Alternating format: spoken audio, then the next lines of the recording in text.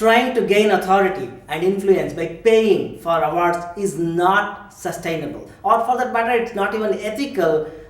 It's not an ethical way to establish oneself as a credible expert in their field, isn't it? Well, it's understandable that you want recognition for your accomplishment, but paying for awards does not truly reflect one's expertise or contribution to their field, isn't it?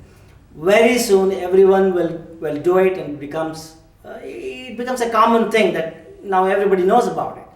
Paying for awards can be a distraction from the real work of building your expertise and making meaningful contribution to your industry. If one is truly an expert in their field, they should not need to pay for recognition or awards to establish their authority and influence. But the sad part is the world is full of awards companies, and nowadays even newspapers and magazines are getting into this, the business of selling awards, which of course comes with buying expensive ad packages as well. And if you rely on paying for awards to maybe establish your authority or influence, you may be seen as sometimes inauthentic or lacking in credibility instead.